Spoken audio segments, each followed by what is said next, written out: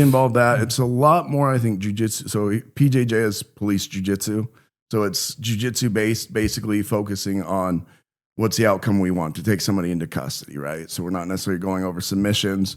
We're going over control tactics, how to take people down, how to control them, and how to take them into custody. Yeah. Can you go into a little bit more of that so that like regular jiu-jitsu practitioners, what would you say is the biggest difference between like, say, if you're a hobbyist in jiu-jitsu and then the level of training that PJJ does? Like, So- what do they teach you in particular? So it's obviously no submissions, right? We're not teaching Sure. chokes or, arm breaks or anything like that. But it's Like none at all? Like, none at all. Okay, okay. Most basically most states now, any kind of neck restraint's illegal, including our state. Interesting. I So didn't know cops that. cannot do that.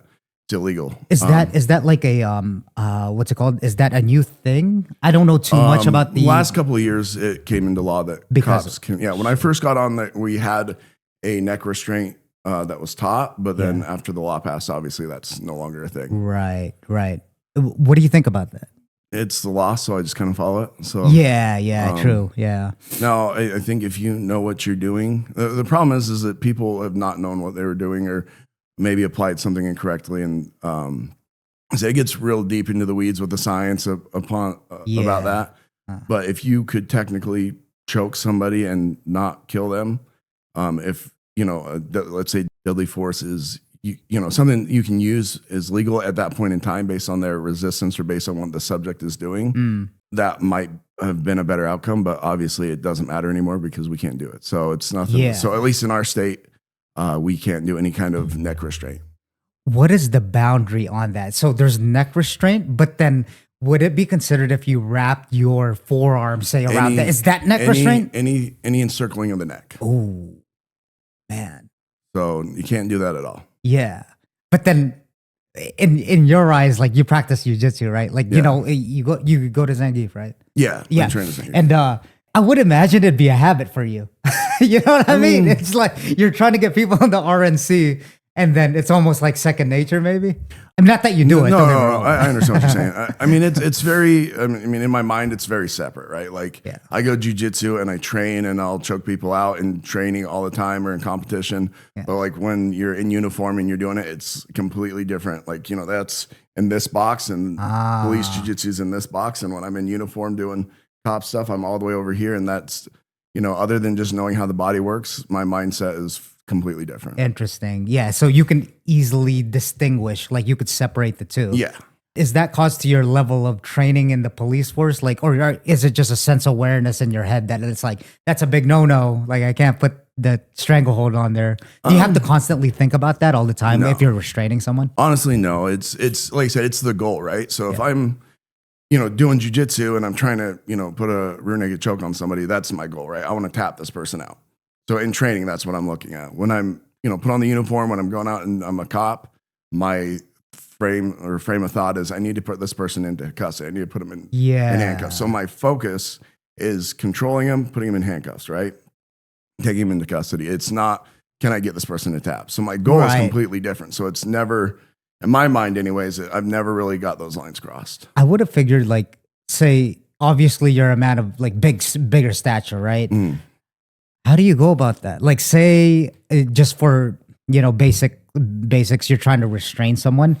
Are you like really top heavy? Like what kind of tactics and strategies are you using? You know what I mean? Like, are you doing are you flattening them to the ground and using side control? Like, I know it depends if the person's standing up, obviously, but what do you find is the most effective to restrain someone? So if that's not a basic enough question. I mean, there's a lot of thoughts on that. Like what we use generally is a prone restraint, basically. So we call it segmenting. We kind of break up the body. Like if you're trying to control somebody, you think about shoulder line, hip line. We're trying to control the hips because people can move their hips. They can start to get out. We control the shoulder line. We can, and we control the head. If you can control those 3 points of somebody's body, you can control them. The idea is to prone them out, get them flattened out. We use 2 or 3 people, get the hands, and it's just a temporary position to put them into custody. Right. What's your like emotional state when that happens, man? When you're trying to restrain someone, are you used to it by now because of the level of you've been in the force for 9.5 years? Is it kind of just like, oh, here's another one? Or are you like hyper aware of like really what's going on? Like, are you tripping out? You know what I mean? Still to this day, or I think after, like, since I've been training, it's gotten a lot easier. Like, I think when I first started as being a cop, like, you get in those positions and you haven't been in them before. And I mean, obviously it depends on what the details of the call are, or what you're dealing with, right? And what the suspect is doing. But like, you'll get nervous, like just like everything else, like, right? Like if you're about to get into a fight, even, you know, in an MMA fight in a controlled environment, like you get that nerves, like, oh shoot, what's going to happen? Even if you're skilled. Yeah. Even if you're skilled. Right. Yeah. So like once you get to the point where, like, for me, once you start training, I think there's been like studies on it too. Like once you kind of get through that point of, I have confidence, so I know I've got good abilities. That's a good one. Yeah. Yep. 2, I'm confident in my abilities. I know what I can do. And then also, like, one, as cops, you know, we generally have people with us to help us out, right? Like I said. But I lost my train of thought now. No, it's just like how do you go about the situation? Yeah. So with that, like, if I know my abilities, I know what I can do, and I've got my team with me. If I have a team, if I'm solo, then, you know, kind of waiting for that team, trying to figure out, trying to de-escalate the situation so we can just peacefully put them in handcuffs.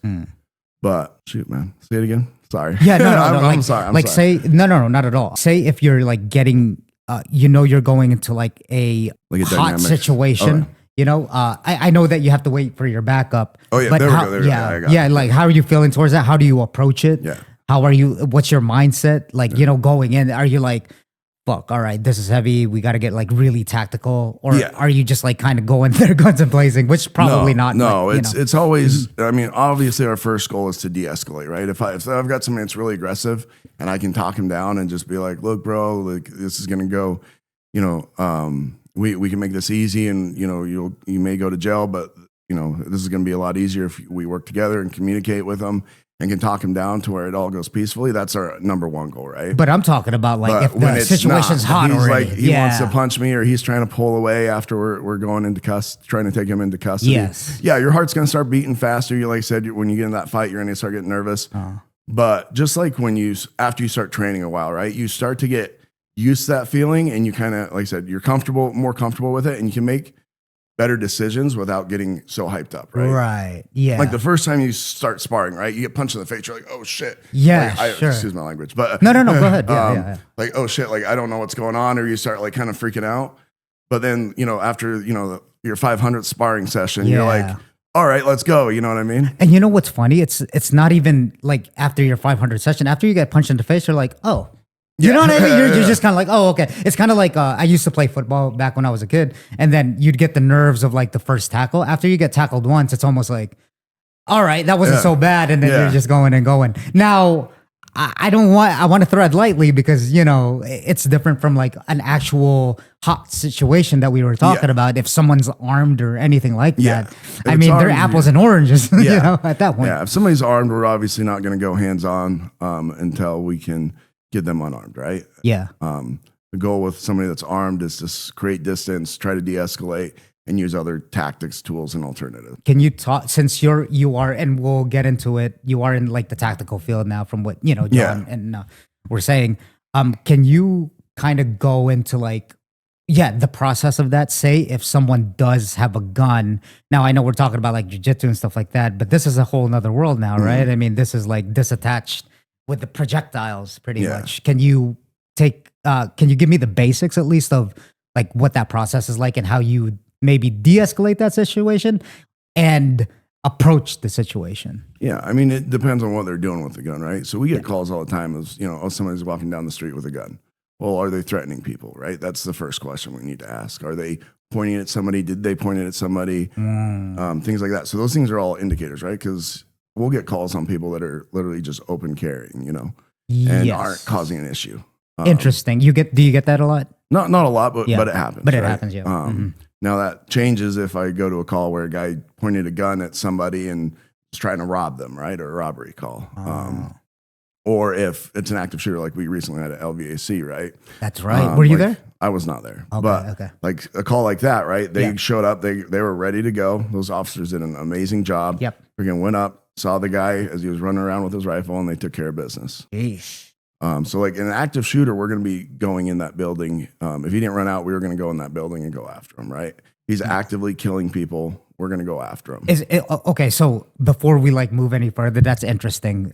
We'll put a halt to like, you know, what we're about to talk about because fuck, that's another layer. Yeah. Fuck, dude, that gave me goosebumps, dude. That gave me goosebumps.